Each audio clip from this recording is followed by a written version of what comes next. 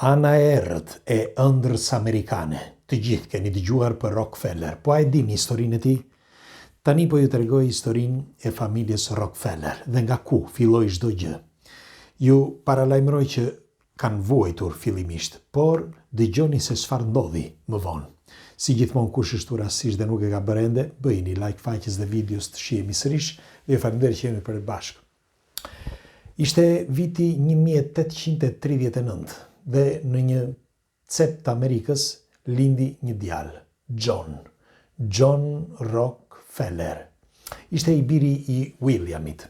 Williami, pra i ati tij, ishte le të themi pak si vagabond, por duhet të dini që në vitet 1800 pas viteve 1800 ishte situata e tillë. Pra të gjithë merreshin me pistollë, të gjithë merreshin me çdo gjë. Dhe duhet të dini që ishin ato kohët e nxehta që sa po mbaronin dal nga dal, pra të mafjes, të problemeve etj. Mirë po, nafta kishte marrë përpjestime të mëdha, askujt nuk i kishte shkuar ndërmend nga familja Rockefeller. Dhe kështu që i ati i Johnit, pra fëmijës së dytë, Williami ishte pak, si që thash, çik i zhdërvjellët. Pra merresh i pëlqenin femrat, nëse kishte një grua shumë të mirë, bile tregohet që shiste edhe pocioni magjike, si mund të quhen, ato përbërjet magjike ose disa mishelime, disa mix që shëronin gjoja disa sëmundje. Edhe disa prej këtyre mix që bënte, dollën që nuk ishin efikase. Megjithatë, John u rrit pra në një situatë të tillë, pra me një familje vërtet që ndonse e ëma e tij bënte ç'është e mundur që të rriste fëmijët, i ati brithe sa majtas djatas dhe duke u shtyrë mes një vjedhje, mes një vagabondllëku etj. Sepse, siç u thash, kështu ishte periudha. Por Johnny nuk donte që të rritej aty, nuk donte që të ishte fëmijë i asaj familje, ashtu si çdo kush, që keni vënë re që shumë njerëz thonë pse linda në këtë familje, pse linda për shembull në Shqipëri, apo pse linda në Afrikë, apo pse linda ku ta di unë. Dhe të gjithë kanë këtë paradoks. Dhe Johnny që 10 vjeç, dëgjoni se çfarë bënte. Që 10 vjeç ai i kërkonte babait të tij, pra të atit, i kërkonte që t'i jepte para me përqindje. Dhe që atëhere ai filloi që të dinte vlerën e parave. Madje që atëhere, që 10 vjeç, John mendonte, thoshte, janë parat që duhet të bëjnë para. Nuk jam unë që duhet të bëj para. Dhe ai duhet që të investonte. Dhe çfarë bënte? Me ato para çfarë bënte ai? Shiste patate dhe pula deti. Gjela deti shkonte dhe i merte me çmime të ulta dhe i shiste me çmime pak më të larta. Mirë po ishin shifra të vogla. Megjithatë 10 vjeç ishte vërtet gjeni. Dhe në moshën eci kështu, përpara, dal nga dal me shumë vështirësi, babai i tij ndoshta nuk ishte u rrallua pastaj të kthehesh në shtëpi, shkonte me femra të tjera etj. Mirë po, Johnny në moshën 16 vjeç, ai vendosi që të ikte nga shtëpia. Të ikte dhe të kërkonte rrugën e tij. Ishte një kohë tjetër atëherë, nuk ishte si sot, por sidoqoftë ishin kohë që mund të bëje para. Sot, edhe sot bën para. Por sot, le të themi që është pak më e vështirë se dikur. Dhe në moshën 16 vjeç, ai bëri diçka që mendoi që do t'i ndryshonte jetën. Bleu një rafineri të vogël, nafte, dhe filloi që të rafineronte naftën, ta merrte vetë sepse në fillim ai filloi që të shiste naftë, ta merrte nga diku dhe ta shiste diku tjetër. Por sepse ishte periudha atëherë dhe ishte mënyra që mund të bëje pak para. Mirë po kuptoi që duke nxjerr dikush dhe e shet tek një tjetër, ai tjetri do ta merrte një ditë tek ai që ti e bleve. Kështu që çfarë bëri? Mori një rafineri dhe filloi me atë rafinerinë. Kur pa që rafineria bënte para, pra prodhonte para, ai nga ai moment tha, ok, tani tha, do marr një rafineri tjetër. Dhe mori dhe tjetër rafineri, derisa bëri 4 rafineri nafte. Dhe dal nga dal, të vogla, nuk diskutohet, dal nga dal, kuptoi që nafta ishte, le të themi, ari i atërshëm, pra Arizi, që quajtur kështu. Dhe çfarë bëri? Ai në vitin 1800, i kam shkruar se edhe nuk i mbaj mend datat, por thjesht për ta kujtuar, 1870, sepse 63 bleu rafinerin e parë, dhe në 1870 ai krijoi Standard Oil. Standard Oil që u bë e famshme pasaj në mbar botën, krijoi, sapo themeloi Standard Oil, të gjithë njohën, filluan që ta njihnin Rockefeller, pra familjen Rockefeller, po nuk ishte bërë aq i famshëm. Qoftë ai, po qoftë edhe familja. Dhe çfarë bëri tani Rockefeller? Pra John Rockefeller, atë që i ati nuk mundej që ta bënte, sepse Johnny, siç ju thash, u rrit në një ambient vërtet të vështirë dhe ai e dinte mirë vlerën e gjërave. Po e përsëris edhe një herë, bëri atë që bënin të gjithë në atë kohë, por ishte në një zhanër pak më që mund të bënte para, pra nafta. Dhe ai në atë periudhë, meqense vajguri, mbani mend vajgurin që funksiononte shumë vajguri në një periudhë, pra të gjithë gatuanin me vajguri. Dhe vajguri ishte, le themi, objekti lëngshëm, si mund të quhet, ose substanca e lëngshme më e shitura në atë periudhë, sepse e kishte çdo familje gatuante me vajgur. Dhe ai çfarë bëri? Me atë forcë që kishte, me ato para sa kishte, i shpenzoi që të gjitha që të ulte vlerën e vajgurit. E çoi vajgurin kaq poshtë, sa që detyroi 22 biznesmen të mëdhenj të jepnin, me fjalë të shisnin ato që kishin, të jepnin dorëheqje dhe të katandiseshin, le të themi, pa asgjë. Dhe i bleu 22, nga 26 që ekzistonin në gjithë Amerikën, ai 22 mundi që t'i blinte. Dhe çfarë bëri? Pra ai në vitin 1870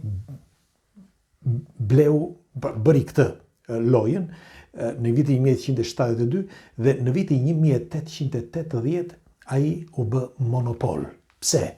Sepse nga momenti që mori monopolin, pra mori këto 22 kompani, ai rriti me njerë çmimin e vajgurit dhe u bë direkt një super milioner. Mirë po, me kalimin e kohës e kuptuan të gjithë që ai ishte lojtar i madh, ishte një lojtar i madh Johnny. Mirë po, lojtar jo vetëm i madh, por shumë i zgjuar, sepse jo të gjithë dinë të bëjnë këto gjëra, me shumë pak janë ata që dinë të bëjnë.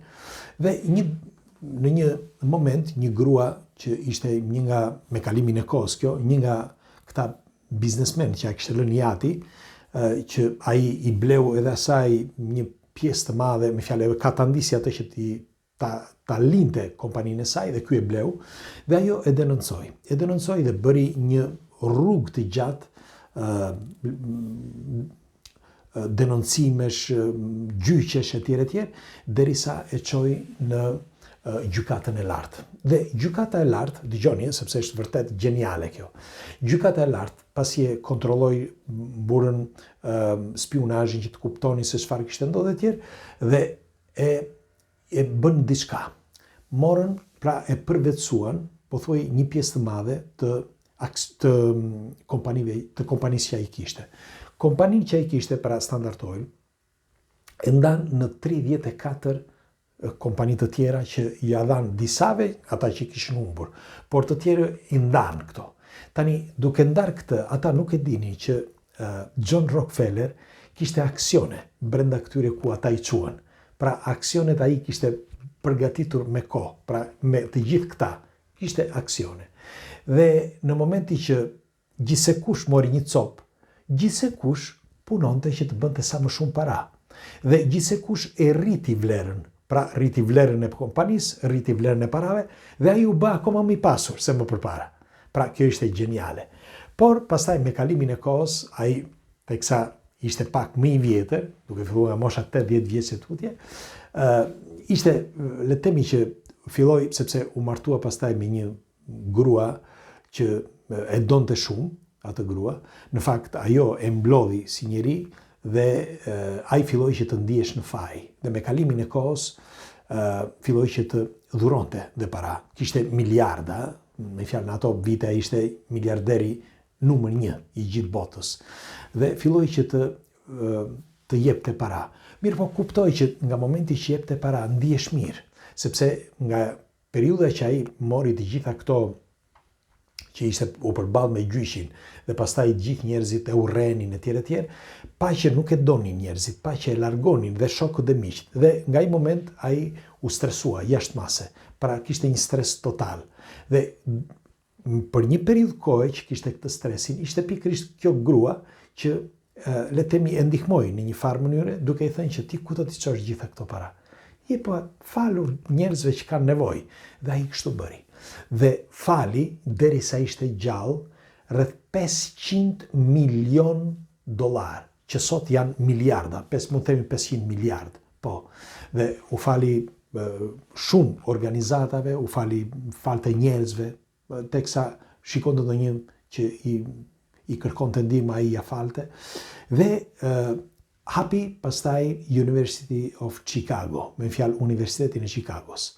Dhe Universiteti i Chicagos ai investoi para pafund sepse kishte një organizatë bamirëse, Rockefeller, dhe aty tregohet që investoi shumë në kërkime e tjerë, derisa mendohet që ka shpëtuar mijëra njerëz sepse prodhuan makineri, me fjalë që ndihmuan, jo vetëm në Amerikë, por edhe në përbot me ato pajisje që ai investoi. Dhe në vitin 1937, mos gaboj, vdiq në moshën 97 vjeçare.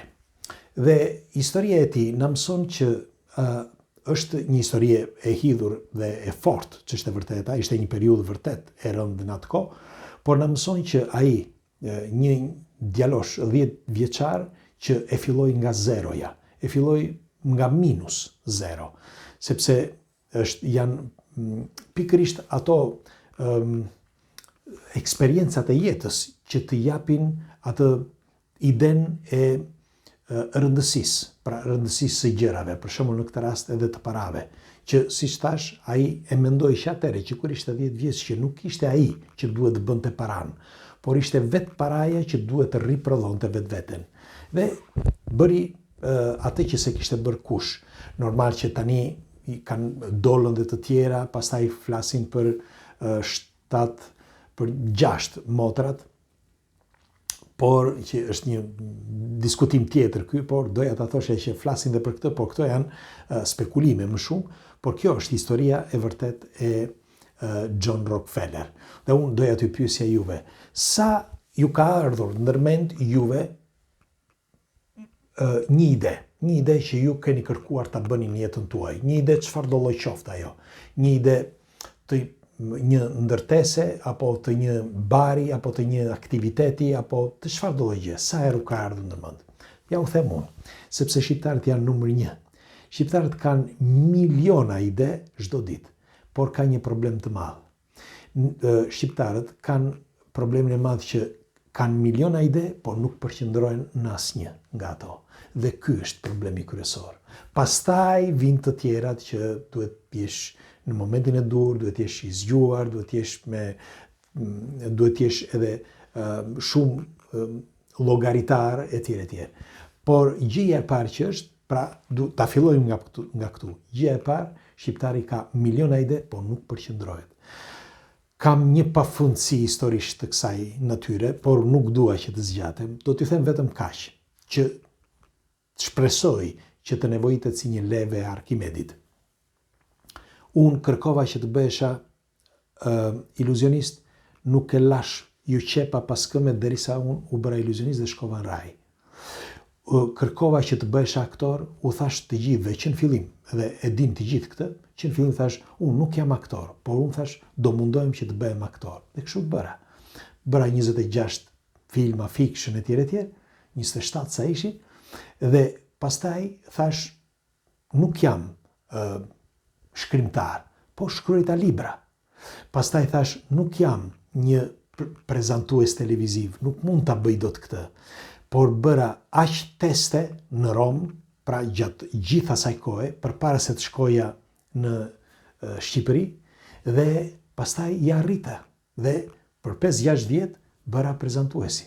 Pastaj thash, boll me prezantuesin, sepse po plakemi dhe dua që të bëhem influencer. Sepse dëshiroj që ato që unë di, t'i ndaj me ju dhe së bashku të diskutojmë. Unë mësoj nga ju mësoni nga unë dhe mendoj që edhe këtë ja arrita. Tani, ja arrita sepse ndryshe nuk do të ishim kaq sa jemi. Tani, pse e them këtë? Kjo ishte thjesht për informacion, sepse kur unë e vendos në mendjen time të bëj diçka, nuk ka shans në botë. Nuk ka shans që unë të largohem nga ajo rrugë. Shpeshherë, kur shkoj me kunatin, për shembull që shkojmë tek vreshtat e vjerrës apo tek fiqt, më thot muaj je i tmerrshëm, thot pse? Ti kur fillon thoj që të marrësh to, ti i merr radhë.